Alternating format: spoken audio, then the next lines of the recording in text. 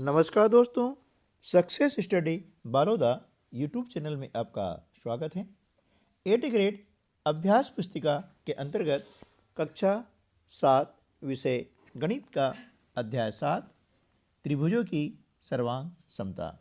आज के इस वीडियो में हम त्रिभुजों की सर्वांग समता से संबंधित प्रश्नों को हल करना सीखेंगे। तो चलिए शुरू करते हैं आज का वीडियो। प्रश्न क्रमांक 1, वास्तविक जीवन से संबंधित सर्वांग सम आकारों के कोई दो उदाहरण दीजिए। तो देखिए, सर्वांग सम क्या होता है ना, जिसे इसके नाम से ही वाकिफ है, सर्व धन अंग धन सम, यानी सारे अंग अवयव समान होते हैं तो वहाँ पर होता है सर्वांग सम। ठीक है, इसके उदाहरण हैं एक ही पैकेट के बिस्किट। जैसे आप देखते हैं कि किसी भी कंपनी का कोई सा भी आप पैकेट लेंगे तो एक ही पैकेट के बिस्किट जो होते हैं वे सर्वांग सम होते हैं। दूसरा है एक ही कंपनी के शेविंग ब्लेड्स, है ना, शेविंग ब्लेड यदि आप लेते हैं सर्वांग सम होते हैं। या इसके अलावा भी आप जो है एक ही कंपनी की साबुन लेते हैं वे सर्वांग सम होती हैं, माचिस हैं, है ना। ऐसे बहुत सारे हमारे दैनिक जीवन में उदाहरण हैं जो कि सर्वांग सम है। सर्वांग सम यानी उसकी सभी जितने भी अवयव हैं, जितनी भुजाएं हैं, उनकी माप एकदम बराबर होती है। ठीक है ना। चलिए प्रश्न क्रमांक 2, त्रिभुज ए बी सी एवं त्रिभुज पी क्यू आर में ट्रिपल एस यानी एस एस एस सर्वांग समता प्रतिबंध को बताइए। देखिए, एस यानी होता है साइड, है ना, तो एस एस एस का मतलब हो गया है भुजा, है ना, भुजा भुजा। ठीक है, भुजा भुजा भुजा, जिसे शार्ट में हम लिखते हैं भू भू भू लिख देते हैं इस प्रकार से। तो इसका अर्थ क्या होता है तो वो हमको देखना है ना। तो ट्रिपल एस का मतलब होता है, ध्यान रखिए, भुजा भुजा भुजा। इसको हम समझ लेते हैं किसका प्रतिबिंब जो है क्या है ना। देखिए, अब यहाँ पर एक त्रिभुज है ए बी और ये सी, ठीक है ना। दूसरा त्रिभुज है हमारा पी क्यू और आर। अब यहाँ हम देखते हैं कि दो त्रिभुज दिए गए हैं, है ना, ए बी सी और पी क्यू आर। अब यह दर्शा रहा है, क्या दर्शाता है कि पहले त्रिभुज की तीनों भुजाएं यानी ए भुजा, ये भुजा और ए भुजा दूसरे त्रिभुज की तीनों भुजाओं के बराबर हैं। ठीक है ना। क्या है, पहले त्रिभुज की तीनों भुजाएं दूसरे त्रिभुज की तीनों भुजाएं के बराबर हैं, यानी भुजा ए बी जो है भुजा पी क्यू के बराबर है ना। भुजा ये जो बी सी है यह भुजा क्यू आर के बराबर है, और भुजा ए सी जो है वह भुजा पी आर के बराबर है। यानी त्रिभुज की तीनों भुजाएं दूसरे त्रिभुज की तीनों भुजाओं के बराबर हैं। अतः यहाँ पर एस एस एस यानी भुजा भुजा भुजा सर्वांग समता प्रतिबिंब के अंतर्गत दोनों त्रिभुज क्या है, सर्वांग सम है ना। ऐसा सर्वांग सम माने सभी अंग जब बराबर होते हैं तो वहाँ पर होता है सर्वांग सम। क्लियर। तो ट्रिपल एस मतलब हुआ कि तीनों भुजाएं आपकी जो है समान है। ठीक है ना। अगला प्रश्न है प्रश्न क्रमांक 3, त्रिभुज ए बी सी सर्वांग सम है त्रिभुज पी क्यू आर, है ना। ये चिन्ह जो है ये आपको है सर्वांग सम, इसको बोलेंगे, है ना। में रेखाखंड ए सी बराबर 5 सेंटीमीटर है तो पी आर की लंबाई क्या होगी। ठीक है। अब देखिए यहां पर दो त्रिभुज इस प्रकार से हम देखते हैं, ये दो त्रिभुज है ना, ए बी और सी। दूसरा त्रिभुज हमने ये बनाया है ना, ये क्या है, पी क्यू और ये आर। ठीक है ना। अब इसमें क्या है कि रेखाखंड ए सी यानी ये वाला ये 5 सेंटीमीटर है, तो पी आर यानी ये पी आर की लंबाई क्या होगी, तो देखिए जब ये त्रिभुज सर्वांग सम है ना, त्रिभुज ABC और त्रिभुज PQR सर्वांग सम है, तो AC बराबर है किसके, PR के। तो AC आपको कितना दिया गया है, 5 सेंटीमीटर दिया गया है ना, कितना दिया गया है, 5 सेंटीमीटर दिया गया है, इसलिए PR भी 5 सेंटीमीटर होगा। ठीक है ना, क्योंकि त्रिभुज क्या है, सर्वांग सम है, ये यहाँ पर लिखा हुआ है ना। जब त्रिभुज सर्वांग सम है तो AC भुजा जो है वह PR के बराबर है। ठीक है ना। चलिए नेक्स्ट क्वेश्चन है, प्रश्न क्रमांक 4, त्रिभुज PQR सर्वांग सम है त्रिभुज DEF, तो कोण R का संगत कोण कौन सा होगा। ठीक है ना। तो देखिए हम यहाँ त्रिभुज बना लेते हैं कि चूंकि सर्वांग सम है, ये हमने 2 त्रिभुज बनाए हैं। ठीक है ना, P Q और R। ओके, दूसरा जो हमारा त्रिभुज है वह इस प्रकार से बनेगा, तो ये क्या नाम है इसका, D E और F। ठीक है, अब यह क्या बोला गया है कि कोण R का संगत कोण क्या होगा, है ना। ये आपका कोण R है, तो कोण R का संगत कोण क्या होता है, F होता है ना, क्योंकि ये सर्वांग सम है तो ये भुजा इस भुजा के बराबर है और ये कोण जो है इस कोण के बराबर हो जाएगा, तो R का संगत कोण क्या हो जाएगा, F हो जाएगा। R का संगत कोण क्या हो जाएगा, F हो जाएगा। तो त्रिभुज PQR सर्वांग सम है त्रिभुज DF के, तो कोण R का संगत कोण कोण F होगा। कौन सा होगा, F होगा, है ना। इसी प्रकार से P का संगत कोण क्या होगा, D, और Q का संगत कोण क्या हो जाएगा, E। ठीक है ना, ये इसका कहलाएगा संगत कोण। चलिए नेक्स्ट क्वेश्चन देखते हैं,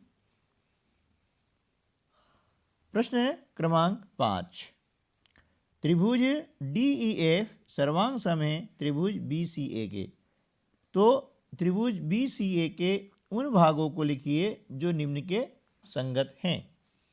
तो देखिए यहाँ पर हमने 2 त्रिभुज बनाए हुए हैं, DEF और दूसरा है BCA। ठीक है ना, ये दोनों क्या हो गए, सर्वांग सम हो गए हैं।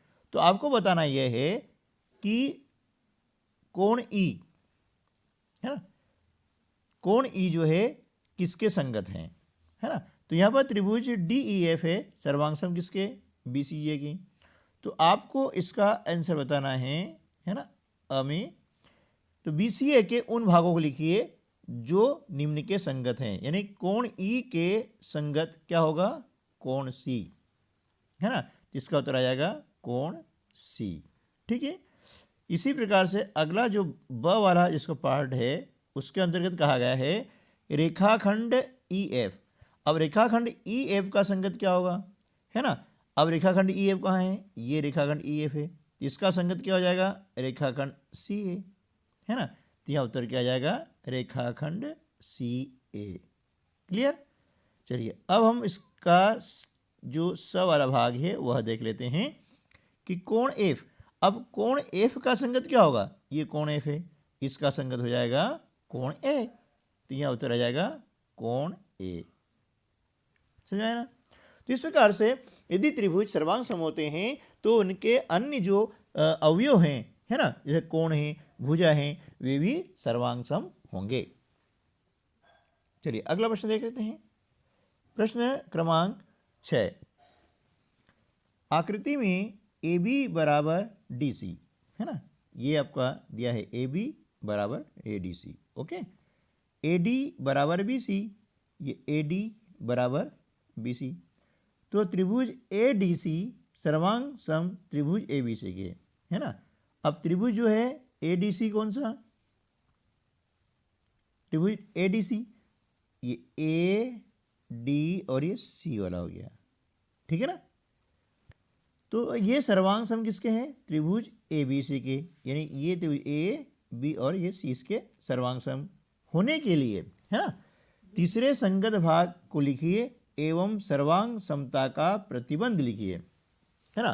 तो इसका तीसरा संगत क्या भाग क्या होगा, तो देखिए अब क्या है कि यहाँ पर हम देख लेते हैं कि त्रिभुज ए डी सी है ना, ये त्रिभुज ए डी और ये सी, ओके, और त्रिभुज ए बी और ये सी में ए बी बराबर हैं किसके, डी सी के, है ना, ए बी किसके बराबर हैं, डी सी के बराबर हैं। ये आपका ए बी है और ये डी सी इसके बराबर हो गया। और ए डी बराबर हैं ये ए डी बराबर हैं बी सी के, ये दिया हुआ है हमको। तो दोनों त्रिभुज सर्वांग सम होने के लिए तीसरा संगत भाग क्या होगा, तीसरा संगत भाग ये होगा कि ए सी बराबर सी ए, है ना, ए सी बराबर सी ए बोलें या ए सी बोलें, है ना, ये सी बोल दिया हमने या सी ए बोल दो, ये तीसरा संगत भाग होगा, है ना, क्योंकि ये भुजा और ये भुजा बराबर है, ये भुजा और ये भुजा बराबर है। तो ये भुजा जो है दोनों में क्या है, उभयनिष्ठ है, इसलिए ये भुजा आपकी बराबर हो जाएगी और ये कहलाएगा तीसरा संगत भाग। ठीक है ना, तो यहाँ लिख सकते हैं ए सी बराबर ए सी और ब्रैकेट में चाहे लिख दें उभयनिष्ठ भुजा। तो अतः क्या हो गया कि यहाँ पर ट्रिपल एस यानी भुजा भुजा भुजा सर्वांग समता प्रतिपंथ के अंतर्गत दोनों त्रिभुज सर्वांग सम हैं। ठीक है ना, चलिए अगला प्रश्न कर लेते हैं। प्रश्न क्रमांक 7, यदि सुमेलन A B C F E D के अंतर्गत त्रिभुज ए बी सी सर्वांग सम त्रिभुज एफ ई डी, तो त्रिभुज के सभी संगत भागों को लिखिए। सभी संगत सर्वांग सम भागों आपको यहाँ पर लिखना है। ठीक है, चलिए तो हम देख लेते हैं ये सुमेलन जो ए बी सी और एफ ई डी के अंतर्गत हम देखते हैं तो क्या होता है कि त्रिभुज ए बी सी सर्वांग सम है त्रिभुज एफ ई डी के। तो यहाँ पर संगत सर्वांग सम भाग कौन कौन से होंगे, संगत शीर्ष होगा, संगत भुजाएं होगी और संगत कोण होंगे। तो हम देखेंगे कि संगत शीर्ष कौन कौन से होते हैं, है ना। तो देखिए अब यहाँ पर हम देखेंगे संगत शीर्ष का मतलब होता है कि आपके सामने दो त्रिभुज दिए गए हैं। कितने त्रिभुज दिए गए हैं, दो।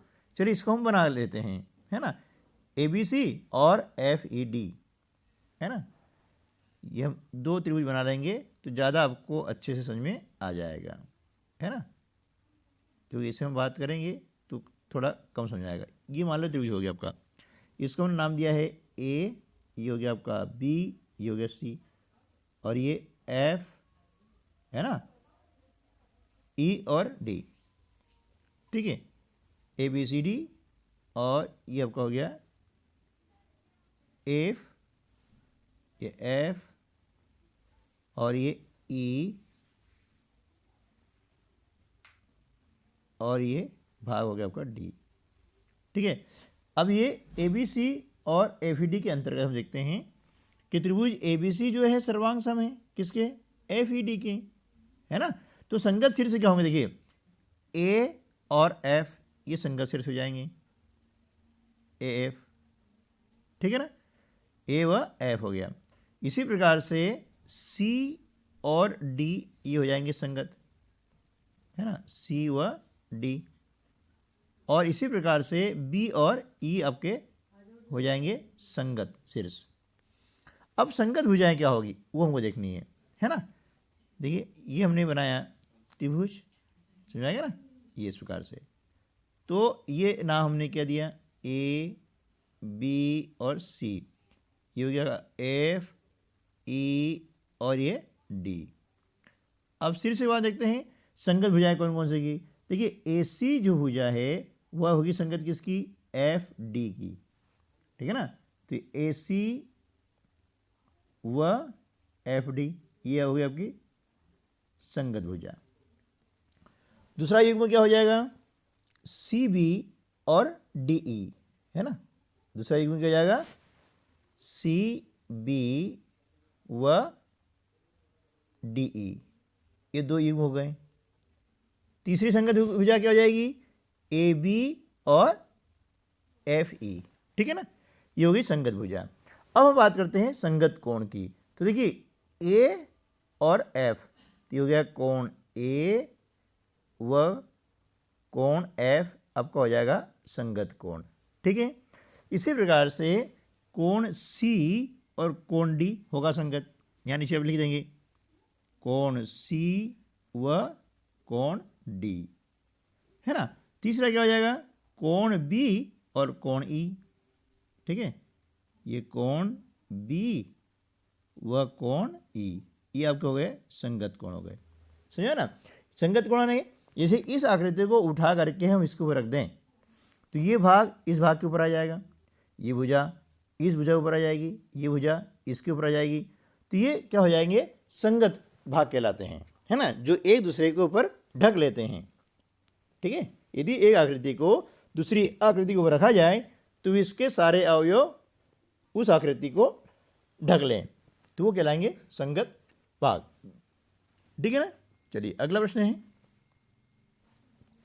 प्रश्न क्रमांक 8, ए से सर्वांग समता प्रतिबंध का उपयोग करके त्रिभुज ABC सर्वांग में त्रिभुज QRP स्थापित करना है। यदि यह दिया गया है कि BC बराबर RP, इस सर्वांग समता को स्थापित करने के लिए अन्य किन तथ्यों की आवश्यकता होगी, ठीक है ना। तो देखिए यहाँ पर ए से है, ए से मतलब क्या हुआ, ए यानी एंगल यानी कोण, भुजा कोण, है ना, इसका क्या हो जाएगा, कोण भुजा कोण, ये आपका जो है सर्वांग समता का गुण है, प्रतिबंध है,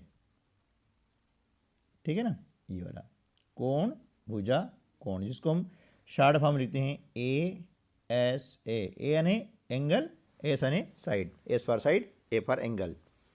तो ए से सर्वांग समता प्रतिबंध का उपयोग करके हम क्या करते हैं, त्रिभुज ABC सर्वांग में त्रिभुज QRP ये हमको स्थापित करना है। तो ए से सर्वांग समता प्रतिबंध के लिए हमें दो दिए गए कोणों के साथ अंतर्गत भुजाओं BC और RP की आवश्यकता है ना, कि कोण आपको दिए गए हैं और भुजा को BC और RP की आवश्यकता होती है। तो अतः अन्य आवश्यक तथ्य अब क्या हो जाएगा कि कोण B बराबर कोण R होगा, क्या होगा, कोण B बराबर कोण R, है ना, और कोण C बराबर कोण P होगा। इसको थोड़ा सा हम क्या करते हैं, एक त्रिभुज बना करके समझने का प्रयास करते हैं। देखिए कि यहाँ पर आपको जो है त्रिभुज हम बना लेते हैं इस प्रकार से, तो थोड़ा समझ में आ जाएगा, है ना। ये दो हमारे हो गए त्रिभुज, ओके। अब यहाँ क्या है, ABC, ये मैंने नाम दिया A B और ये C। दूसरा क्या है, QRP, ये हो गया Q, ये हो गया R और ये हो गया P, ठीक है ना। अब इसमें क्या करना है कि A से यानी कोण, ये कोण और ये कोण बराबर है, ठीक है ना, ये कोण और ये कोण बराबर है। दूसरा भी क्या है, भुजा, है ना, ये भुजा और ये भुजा बराबर है। फिर आ गया कोण, यानी कोण B और कोण R बराबर है। ये हमने यहाँ लिखा है कि अन्य तथ्य, आवश्यक तथ्य कौन कौन से हैं, कि कोण B बराबर कोण R, आप देख रहे हैं ये कोण B और ये कोण R, ठीक है, ये होगा संगत। दूसरा कोण C और कोण P, ये कोण C और ये कोण P, क्लियर हो गया ना, इस प्रकार से।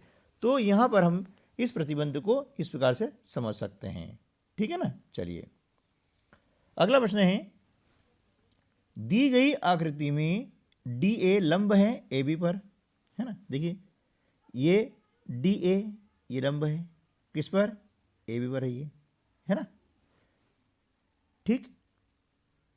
उसके बाद में CB लंब है AB पर, ये CB ये लंब है AB पर, ठीक है ना, और AC बराबर है BD के, ये AC बराबर है BD के, ये ठीक है। तो अब करना क्या है वो हमको देखना है। त्रिभुज ABC और त्रिभुज DAB में बराबर भागों के 3 युग्म बताइए, है ना, ABC और DAB, है ना, ये ABC है ना, ABC हो गया। दूसरा क्या हो गया, DAB ये वाला हो गया। इसमें बराबर भागों के 3 युग्म आपको बताना है, ठीक है। दूसरा प्रश्न क्या है, निम्न में से कौन सा कथन सत्य है? त्रिभुज ABC सर्वांग समय BAD के, और बी है ABC सर्वांग समय ABD के। ठीक है ना। चलिए, तो अब हम क्या करते हैं कि बराबर भागों के 3 युग्म कौन कौन से हैं? कि त्रिभुज ABC बराबर है ना BAD बराबर 90 डिग्री। देखिए ABC ये है कोण, ये ABC, यानी ये कोण A और कोण ये B, ये दोनों क्या है 90 डिग्री के कोण है ना। कितने के हैं? 90 डिग्री कोण, यानी दोनों कोण समकोण है, एक बराबर हो गया है। दूसरा क्या हो गया है ना। अब दूसरा युग्म क्या हो गया है? ये हो गया ABC और BAD 90 डिग्री। अब दूसरा क्या है? AC बराबर BD, ये आपको दिया गया है ना। देखिए AB बराबर BC आपको ये दिया हुआ है ना। ये AB है AC, और ये AC और ये BD, ये बराबर है, ये आपको दिया गया है। ठीक है। तीसरा क्या है? देखिए अब यहाँ पर देख रहे हैं कि AB बराबर BA, क्योंकि ये क्या है उभयनिष्ठ भुजा है, अतः त्रिभुज ABC सर्वांग सम होगा BAD के RHS सर्वांग समता के अनुसार। RHS का मतलब क्या होता है? R यानी राइट एंगल है ना, राइट एंगल, ये RH का मतलब राइट एंगल यानी समकोण और भुजा है ना, इस पर होगा। तो अब देखिए यहाँ पर क्या है कि भुजा यहाँ पर एक बराबर है ना, और ये आपका हो गया है समकोण, ये भी हो गया समकोण। तो इस त्रिभुज में ये वाली जो भुजा है यह क्या हो गई? बराबर होगी AC बराबर BD है ना। ये AC भुजा और ये BD ये बराबर है, ठीक है ना। और ये आपका समकोण त्रिभुज भी बराबर है, ये क्या समकोण त्रिभुज है, तो समकोण त्रिभुज और भुजा ये दो चीज़ हो गई है, ठीक है ना। तो ये कहलाएगा RHS प्रतिबंध। ठीक है। अब कौन सा कथन सत्य है ये देखना आपको कि ABC सर्वांग सम है BD के, ये ABC, ये ABC और ये हो गया BAD, ठीक है ना। तो यहाँ पर कोण A और कोण B बराबर है ना, तो ये क्या हो जाएगा? सत्य हो जाएगा। देखें कैसा ये हो गया, इसलिए कथन पहला सत्य है और कथन 2 सत्य नहीं है। क्यों नहीं है? क्योंकि यहाँ पर ABC यानी ABC ये कोण B आ रहा है, और कोण ABD ये ABD ये दोनों सर्वांग सम नहीं हैं, ठीक है ना। तो इस प्रकार से जो है इस प्रश्न को हम हल कर सकते हैं, ठीक है ना। चलिए अब अगला जो प्रश्न दिया गया है, प्रश्न क्रमांक 10, दी गई आकृति में क्या आप ऐसे सर्वांग समता प्रतिबंध का उपयोग करके यह निष्कर्ष निकाल सकते हैं कि त्रिभुज AOC सर्वांग सम है त्रिभुज BOD के। अब यहाँ पर देख रहे हैं कि एक यहाँ पर आकृति दी गई है ना। देखिए इस आकृति में आपको दिखाई दे रहा है कि कोण C जो है ये 70 डिग्री का है और कोण D भी 70 डिग्री का है, यानी कोण C बराबर है कोण D के, ठीक है। इसी प्रकार से ये जो कोण है और ये कोण है ये दोनों बराबर हैं, क्योंकि ये दोनों कोण शीर्षाभिमुख कोण हैं और शीर्षाभिमुख कोण हमेशा होते हैं बराबर। तो ये 30 डिग्री का है तो ये भी 30 डिग्री का होगा, ठीक है ना। तो अब हमें क्या निकालना है? AOC यानी ये AOC ये वाला कोण सर्वांग सम है BOD के, ठीक है ना। तो ये कोण इस कोण के बराबर है, ये कोण इस कोण के बराबर है, ठीक है। तो अब इसको देख लेते हैं। देखिए दो त्रिभुज हमारे पास में हैं AOC, ये AOC, ठीक है ना, और दूसरा है BOD, ठीक है ना।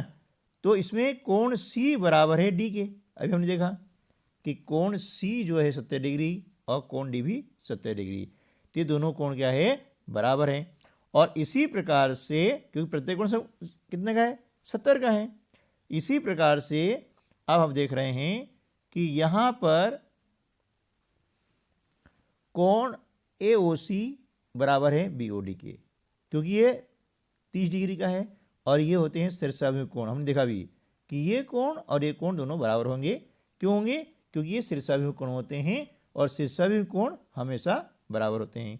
इसलिए कोण ए बराबर कितना हो जाएगा, देखिए कोण ए बराबर कितना होगा, अब ये हो गया 70, ये कितना हो गया 30, तो 70 और 30 को हम जोड़ते हैं तो कितना हो जाता है 100 डिग्री, ठीक है ना। हमें मालूम है कि त्रिभुज के तीनों कोणों का योग होता है 180 डिग्री। अब इसमें से इसका योग दोनों घटा देंगे, 100 डिग्री घटा देंगे तो कितना बचेगा 80 डिग्री बचेगा, यानी कोण ए का मान कितना हो जाएगा 80 डिग्री, ये हो जाएगा यहाँ पे 80 डिग्री, ठीक है ना। कोण ए का मान कितना हो गया 80 डिग्री हो गया, क्लियर। चलिए, तो इस प्रकार से कोण बी का मान भी कितना हो जाएगा, वो भी होगा 80 डिग्री, है ना। कैसे, देखिए कोण डी 70, ये है शीर्ष में कोण, ये 30, तो 30 और 70 को जोड़ते हैं कितना हो जाता है 100। त्रिभुज के तीनों कोणों का योग होता है 180 डिग्री, इसमें से 100 डिग्री हमने माइनस कर दिया तो बचेगा 80 डिग्री। तो इस प्रकार से कोण ए भी 80 डिग्री हो जाएगा और कोण बी भी 80 डिग्री हो जाएगा, ठीक है। तो अब हमारे पास में क्या हो गया है, कोण ए बराबर कोण बी, है ना, और कोण सी बराबर कोण डी है ना, ये हमारे पास में हो गया है, ठीक है। चलिए आगे चलते हैं। अब क्या है, कोण ए और कोण सी के अंतर्गत भुजा AC तथा कोण बी और कोण डी के अंतर्गत भुजा BD हैं। अतः AA से सर्वांग समता प्रतिबंध से कोण AOC सर्वांग समय त्रिभुज AOC सर्वांग समय त्रिभुज BOD के, है ना, ये त्रिभुज है, ठीक है। तो अब क्या हो गया कि ये दोनों हो गए सर्वांग सम, त्रिभुज AOC और त्रिभुज BOD ये दोनों हो गए सर्वांग सम, क्योंकि इसमें जो कोण हैं दो, ये कोण और ये कोण बराबर हैं, ये कोण और ये कोण बराबर हैं, ये कोण भी दोनों बराबर हैं, ठीक है ना। तो ये क्या हो गया आपका, ये सिद्ध हो गया है कि सर्वांग समता यानी AA से जो सर्वांग समता है इस प्रतिबंध से त्रिभुज AOC सर्वांग समय त्रिभुज BOD के, ठीक है दोस्तों। तो उम्मीद है कि ये वीडियो आपके लिए काफ़ी हेल्पफुल रहा होगा। मिलते हैं अगले वीडियो में, तब तक के लिए नमस्कार, जय हिंद।